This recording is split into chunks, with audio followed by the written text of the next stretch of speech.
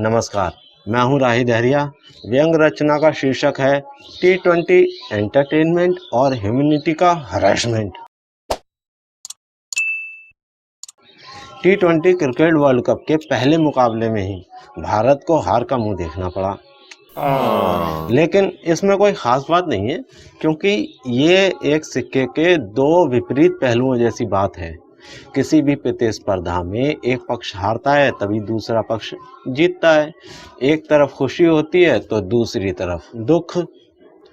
लेकिन होता ये है, थोड़ा सा देशभक्ति का बीपी जो है ना वो हाई हो जाता है कभी कभी हमारा, क्योंकि जिस तरह वहाँ जीत से ज़्यादा हिंदुस्तान से जीतने की खुशी हुई, उसी तरह यहाँ मेरे जैसों को भी भारत के हारने से ज़्यादा भारत का पाकिस्तान से हारना ज़्यादा बुरा लगा। और क्यों ना लगे बुरा भाई, क्यों ना लगे बुरा। जब वहाँ वतन परस्त जिंदा हैं तो हम क्या यहाँ मर गए हैं? हम भी यहाँ जिंदा हैं, बस हंगर इंडेक्स के पायदान पर थोड़ा सा नीचे हैं। बस कुपोषण से ज़रा पसलियाँ चमक उठी हैं, लेकिन मरे तो नहीं हैं। हम भी जिंदा हैं, हम भी देशभक्त हैं। हम भी वहाँ की तरह अपने खिलाड़ियों की लानत मलामत कर सकते हैं, बल्कि उनसे ज़्यादा कर सकते हैं। अब देख लो ना कि हम जो देशभक्त सोशल मीडिया बेरोजगार वर्कर्स हैं ना, हमारा बीपी हाई हुआ तो हमने तुरंत विराट कोहली का विराटुद्दीन कोहली बना डाला। आखिर विराट कोहली पहले कप्तान है ना जिन्होंने वर्ल्ड कप में पाकिस्तान के खिलाफ मैच गंवाया है। बताओ तो, पाकिस्तान के खिलाफ कैसे बर्दाश्त करते हम हैं? इसीलिए कोई संदेह नहीं था कि जब विराट कोहली की इज्जत की हम दुर्गति कर सकते हैं तो मोहम्मद शमी के साथ कैसे कोई कमी, कोई कसर छोड़ सकते थे। न्यू डेफिनेशन ऑफ देशभक्ति। और वैसे भी यहाँ तो हिंदू मुस्लिम का रिश्ता भी टॉम एंड जेरी की तरह है, या अंदर ही अंदर जलनखोर दो पड़ोसियों जैसा है। दूसरे पड़ोसी के छोरी की गलती को कैसे छोड़ सकते थे, उसकी गलती पर कैसे चूक सकते थे। हमारी बेचैनी, समझना, हमारी बेचैनी पाखाने में बैठे किसी चैन स्मोकर के लिए सिगरेट की ज़रूरत की तरह होती है। मोहम्मद शमी को गद्दार कहे बिना कैसे चैन मिल सकता था? कैसे पेट साफ हो सकता था? हो सकता था क्या? कह दिया गद्दार। क्योंकि इसी तरह तो हमारी देशभक्ति साबित होती है।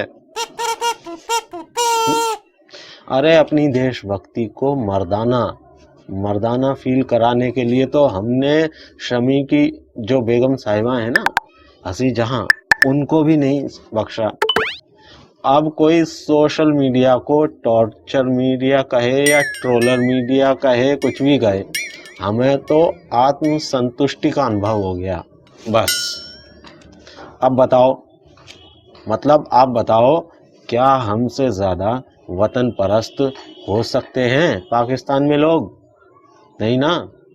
और वैसे भी देशभक्ति की नई परिभाषा के अनुसार यदि हम किसी उदारवादी, मानवतावादी, नास्तिक या गैर हिंदूवादी का विरोध नहीं करते, उसे गद्दार नहीं कहते या 4-6 गालियां नहीं देते, तो हम देशभक्त कहला ही नहीं सकते, समझे?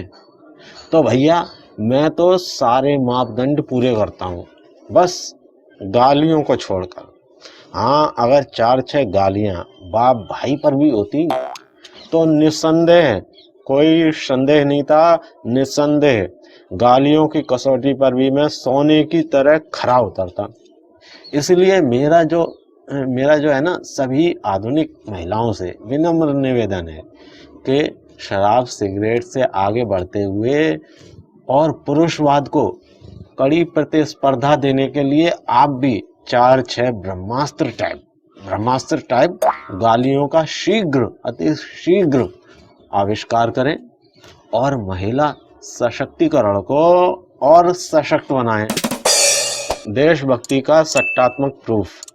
खैर, हम बात कर रहे हैं T20 क्रिकेट और देशभक्ति की, तो भैया हमारी देशभक्ति पर तो कोई सवाल खड़ा कर ही नहीं सकता। हमारी देशभक्ति की भावना पर तो कोई शंका ही नहीं है, क्योंकि T20 क्रिकेट वर्ल्ड कप के दौरान हमारी देशभक्ति को साबित करने के लिए तो हमारे पास देशभक्ति का सट्टात्मक प्रूफ भी है। हाँ हाँ, हंगर इंडेक्स पर भले ही दोनों देशों में भुखमरी फैली हो, लेकिन भारत पाक मैच में लगा करीब 30 अरब से ऊपर का सट्टा भारत में ज्यादा देशभक्त होने का सबूत भी देता है, क्योंकि सट्टे में 50% से ज्यादा पैसा पाकिस्तानी जुआरियों का भारतीय टीम की जीत पर लगा था। समझ रहे हैं आप? इसका मतलब क्या हुआ कि पाकिस्तान में गद्दारी का लेवल 50% से ज़्यादा है और भारत में 50% से ज़्यादा देशभक्त हैं, करीब 52-53% हैं। इसका मतलब 70% सारे मुसलमानों को भी अगर गद्दार मान लिया जाए तब भी 53 और 17 70 हुआ यार, 30% फिर भी बचा। इसका मतलब है करीब 30% गद्दार भक्तों की वेशभूषा में छुपे हैं। तेरे की भेड़ की खाल में भेड़िए, गद्दार कहीं के। खैर छोड़िए, पॉजिटिव सोचते हुए ऑल इज वेल कहते रहिए। और पॉजिटिव सोचते हुए भैया मैं तो कहूँगा कि पाकिस्तान को खुशी मनानी चाहिए, खुशी के साथ खैर भी मनानी चाहिए, क्योंकि 12 शिकस्तों के बाद कुंभ मेले की तरह खुशी नसीब हुई थी उनको, वरना 13वीं हार पर तो 13 की तरह मातम पसरा होता वहाँ। और पूरा इंडिया जीत के सेलिब्रेशन में, जीत की खुशी में उनके नाम के मालपुए उड़ाता। लोकतंत्र मंत्र का चौथा लठ। अब बात कर लेते हैं मीडिया की। लोकतंत्र की जगह हेडिंग में लोकतंत्र मंत्र का इस्तेमाल इसलिए किया है क्योंकि आज का जो विज्ञान है ना, ये साइंस वाइंस, ये भी हमारे पुरातन तंत्र मंत्र से ही निकला है, जिसकी तरफ जूम जूम करके 120 की स्पीड से हम वापस लौट रहे हैं। उदाहरण हम कोरोना काल में मान्यवर द्वारा दिए गए ताली, थाली, घंटे, घड़ियाल, दिया, लालटेन, मोमबत्ती जैसे टास्कों के रूप में देख ही चुके हैं, कोरोना देवी के रूप में देख ही चुके हैं। रही बात खबर पालिका यानी पत्रकारिता की, वो चाहे प्रिंट हो या डिजिटल, अखबारी हो या टीवी वाली, फेसबुक और यूट्यूब पर हो या ट्विटर पर, कल तक चौथा स्तंभ थी, लेकिन साम दाम दंड भेद के दम पर आज उसे चौथा लठ बना दिया गया है, क्योंकि आज के डिजिटल कलयुग में लोकतंत्र मंत्र का चौथा लठ जिसके हाथ में होता है, भैंसिया भी उसी की होती है। समझे? उदाहरण हम देख चुके हैं, इसका भी उदाहरण हम देख चुके हैं कि इसी चौथे लठ की मदद से सिस्टम की गलती का ठीकरा 135 करोड़ की आबादी में बड़े आराम से 2000 जमातियों के सर पर फोड़ दिया गया। सर पकड़कर बैठ गए। वो तो सुप्रीम कोर्ट के वो काले कोट वाले न्यायिक डॉक्टर साहब होते हैं ना, वो ईमानदार निकले। उन्होंने पट्टी वट्टी कर दी, दवा दारू कर दी, मतलब न्याय कर दिया कि भैया सब फालतू वालतू का इल्जाम है। तो इस बार हार का ठीकरा भी हमें दूसरों पर फोड़ना था, सो हमने फोड़ दिया।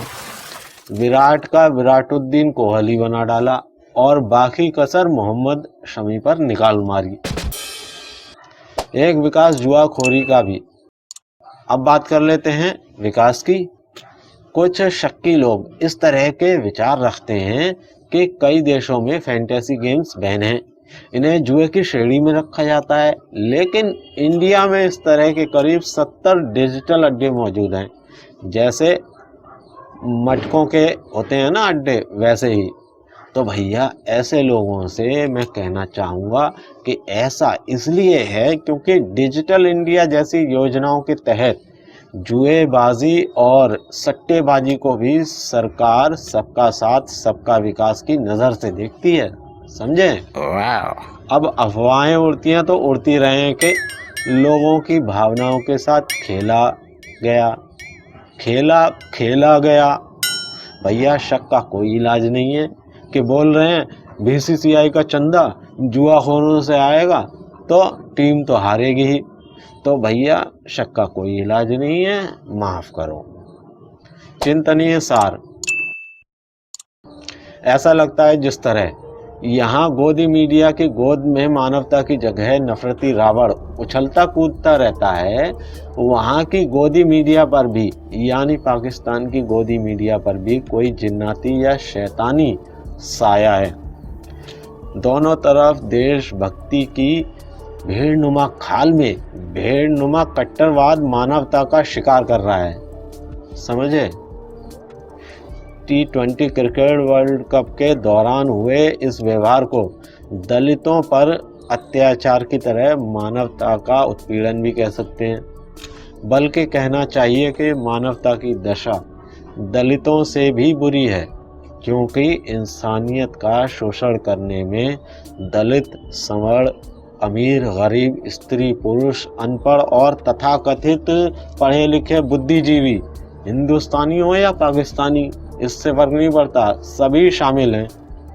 हिंदू मुस्लिम की बात अलग ही रखिए आप, क्योंकि हिंदू मुस्लिम का मुद्दा दोनों ममालिक में, दोनों देशों में भारत पाकिस्तान की अंदरूनी पॉलिटिक्स है, जबकि मानवता का शोषण अंतर्राष्ट्रीय दीनहीन मुद्दा, समझे।